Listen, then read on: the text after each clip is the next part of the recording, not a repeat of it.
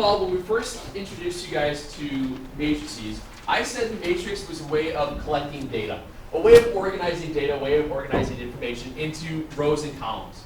Now, what you can do with these things is you can maintain, I put what we're working on your desk for you guys. What you can do with these things is that you're able to do inventory control. You can figure out cost analysis, things of that nature. Now, before Leaf asks, because I know he's going to, What does it do in real life? your voice was close, but not quite. I don't know. That's not how I would have phrased it. Yeah, but it's close though. All right? What happens here is that matrices are one ways businesses can maintain data. Is it the best way? Kinda is. It depends on the situation. I have a pile of it right here, guys. To be honest with you, if I'm a small business guy and I'm not using like a Quicken program, you know, one of those, what do you call it, like a spreadsheet type setup, I would probably just I would use just plain old Excel, and I would design what I wanted to do anyway.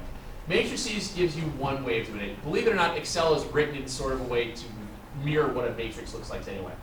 Oh, so you're teaching us this so if we decide to make dog clothes, we know how to see books on a road. Montana did the same thing you did. He was just dying. He goes, why is anybody making doll clothes? Seriously. But here's what I want to look at. In this problem, oh wait, I already exited out of it, sorry. In this problem here,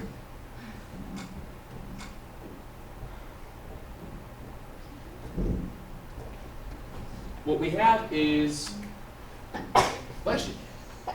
Bless you. As you start this stuff up, you'll notice that the first table of values is what dimension? 4. Third. Second. 2D. Oh, no, it's 4 by 4 by 5. It has 4 rows, 5 columns. Everybody see that? So if I'm looking at this information, what it's talking about in the rows and the columns, if you look at it as a matrix, we'll call it matrix A, it has 4 rows and 5 columns. Now, the dimensions of this matrix as I go through this are talking about what do the rows represent? 5. The rows represent the type of... The goods. Yeah, the pastries, the goods, okay? What do the columns represent then? The ingredients, okay? So what they're talking about here is goods and ingredients, all right? They're talking about goods and ingredients. So what I'd like you to do is take a second and write up what matrix A is going to look like, and also do that with matrix B, that second table. But I want you to identify the dimensions of it, as well as what do the rows and the columns represent. When you're working with word problems and scenarios like this with matrices, we're obviously going to be doing multiplication quite often, and you know your dimensions have to match up the right way. But also, I want you to understand what it means with the, here I'm multiplying goods times ingredients. It means I have to multiply something else by ingredients to get something else, and so on. So things have to match up. So take a couple of minutes and let's fill these things in.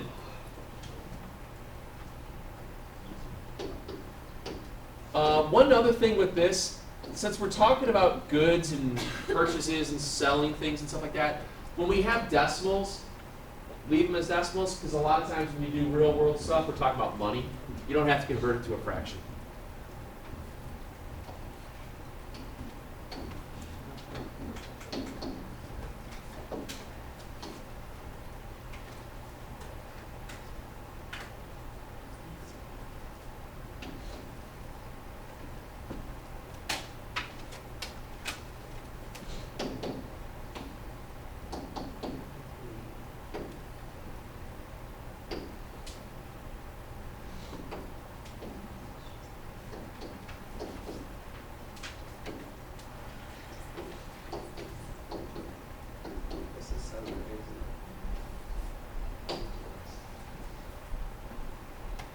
Now, what I'd like you to do is now that you've filled out what A and B is the matrix looks like, can you multiply A times B? Matrix A times matrix B. Yes. What will the result matrix dimensions be? 4 by 2. 4 by 2. Now, as we do this, here's what I want you to think about. Matrix A was a 4 by 5. It was goods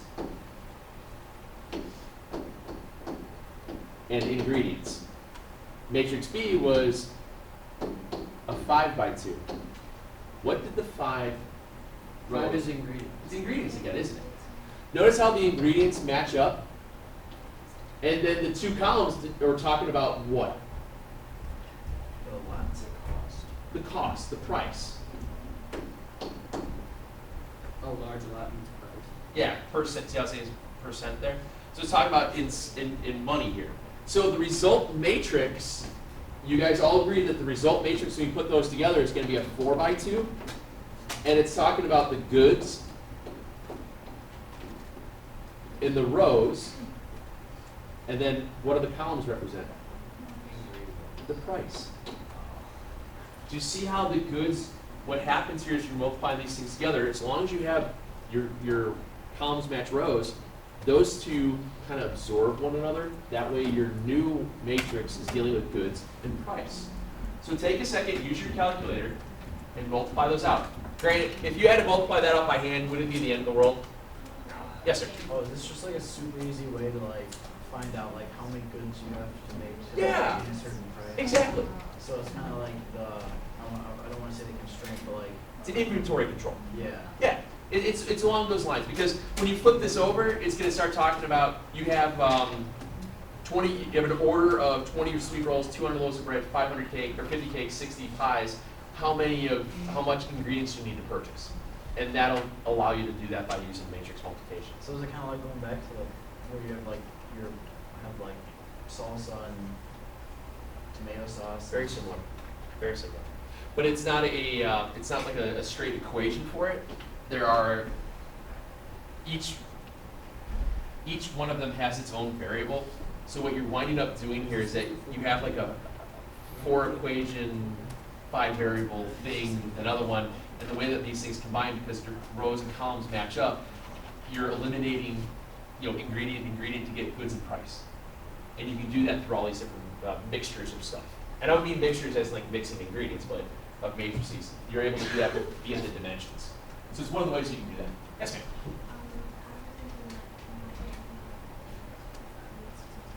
Right now we're just doing multiplying. Yeah, we're just doing multiplying. The stuff that you'll have for homework tonight, you will have some inverse matrix stuff, because what I have for the homework is going to have some word problems that were systems of equations. So you have to write down the 3 equations, 3 variables, and then you just use your inverse stuff to solve it. It's a lot easier than what it used to be, because now you can use the inverse stuff. Now, with any luck, I think I did this one. I don't know why I wrote it on 2 sheets. Did you guys get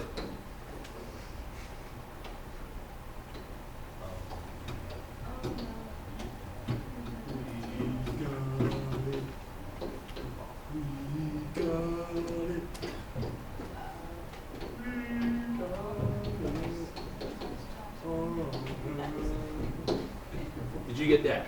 Yeah. Was that how you wrote the decimal? You can just write 78, 70. I didn't write to the 73rd power.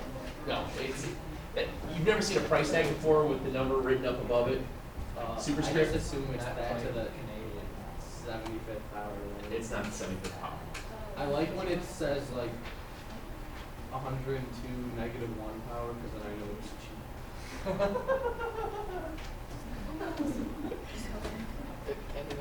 Why me?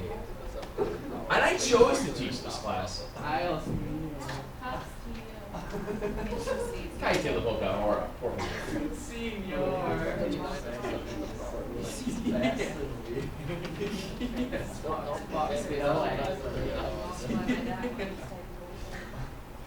No tengo excelente para mi español. Lo siento muchísimo.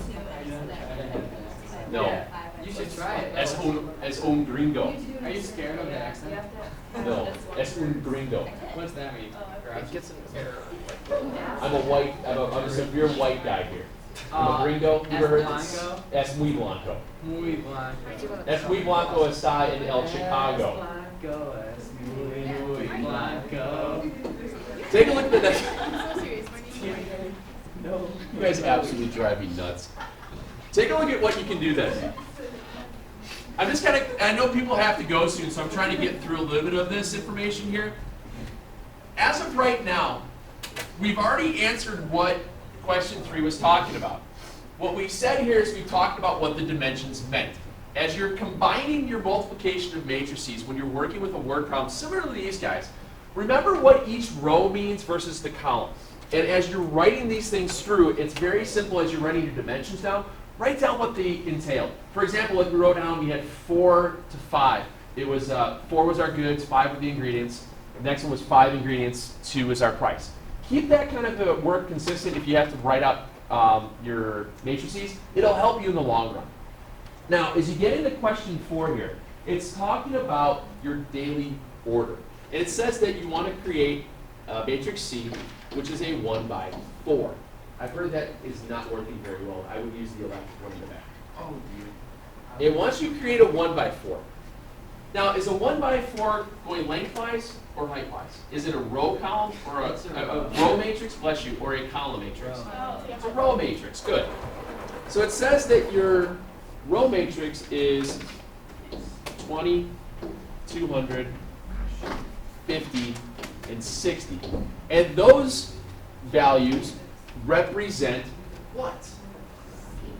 The Yes. Okay, wait.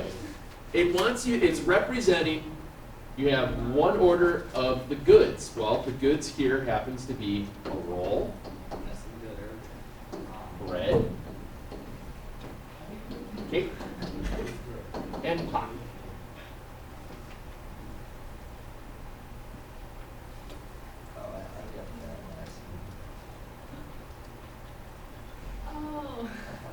Oh my gosh.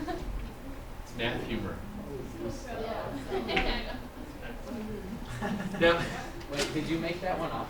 yes, like I've said in the past, I'm not very funny. You're probably the only ones that ever do that. My guess.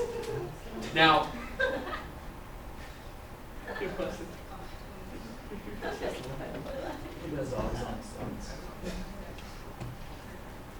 our son has a shirt that says that. I do my own stunts. It's pretty Is it like doing stunts? cool. Yes. I don't know, but like jumping up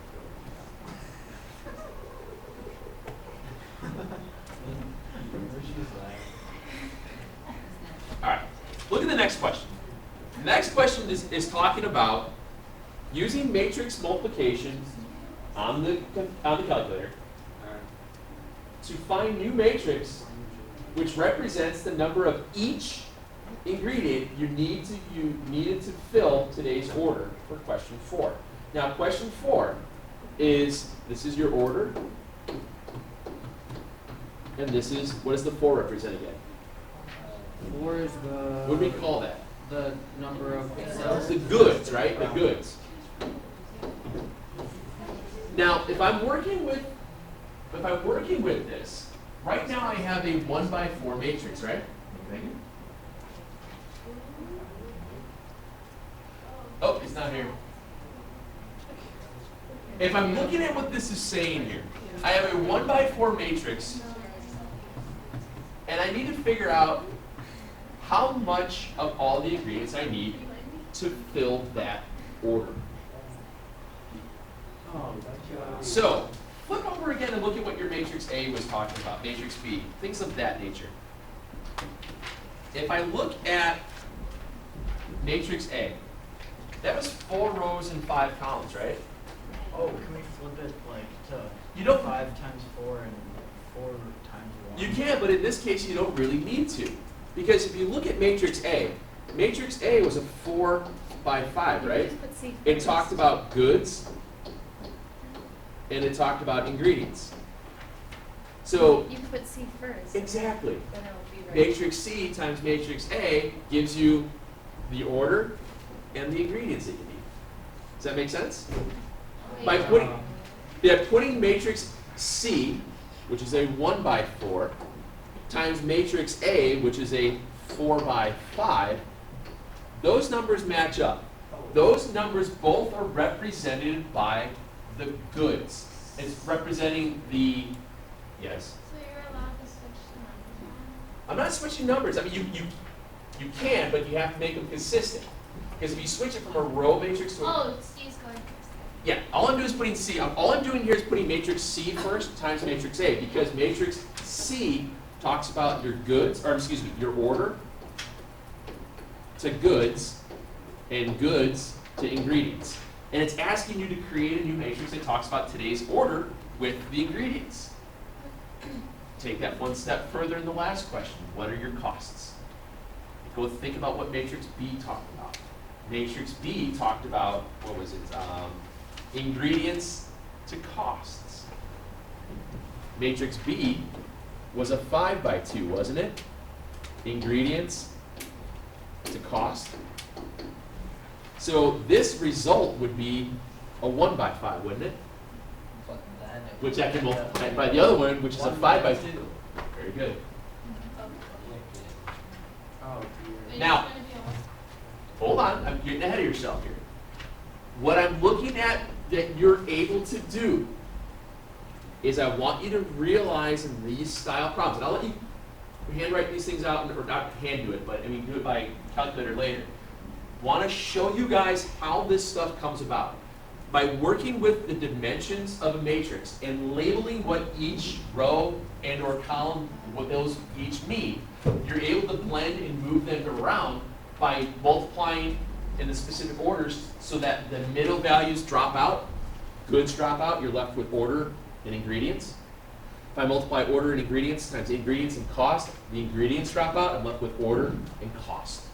Now, will Excel do this faster if you program it? Yeah. But we'll say this is before the life of Excel.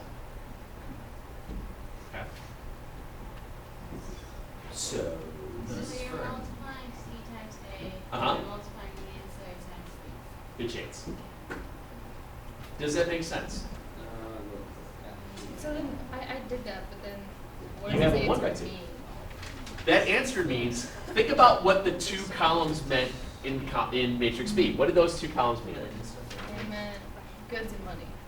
Okay, but if you look at, bless you, it talks about prices, it talks about large lot, small lots in the two columns, right? Yeah. So if you bought a small lot for everything, it would cost you that much. If you bought a large lot, it would cost that much. So then what does this mean? Is this how much that would cost? This is how much it would cost if you purchased the small lot, this is how much it would cost if you purchased with the large lot, in terms of the value, okay, well, how much the money would be. Now, the other part of this, because I know there's going to be some people leaving here, all I did here is because I just ran a copy of some of the pages out of the book, just to make it easier so you guys didn't have to try and figure out what PDF file things were on. So that way you all had the same problems together.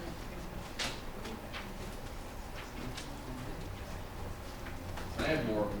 I'm sure you guys can go through like that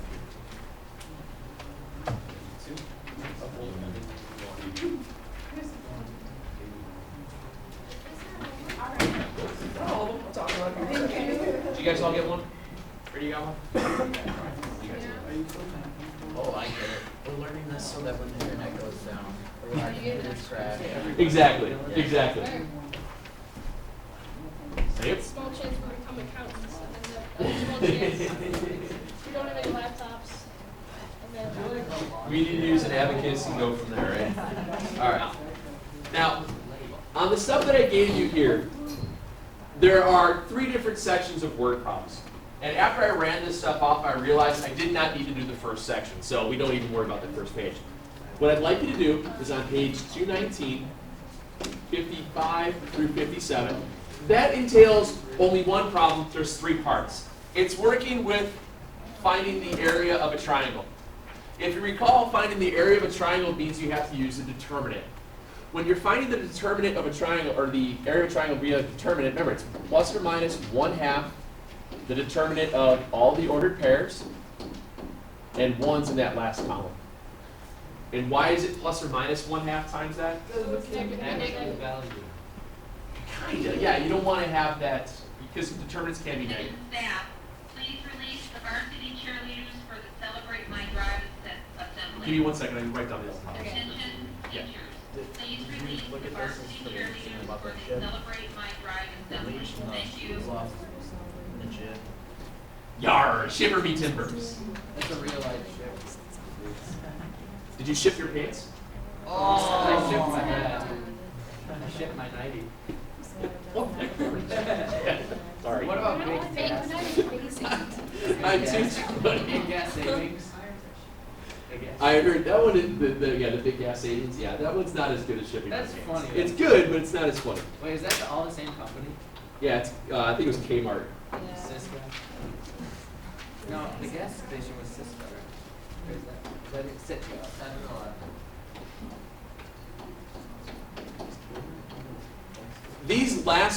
These last 4 problems here are developing a system of equations. So think about it as like a chapter 3 word problem that you'll have to, multiple variables, multiple equations equal something, and then just use your calculator to solve it. Remember how, I keep pointing this, I'm sorry.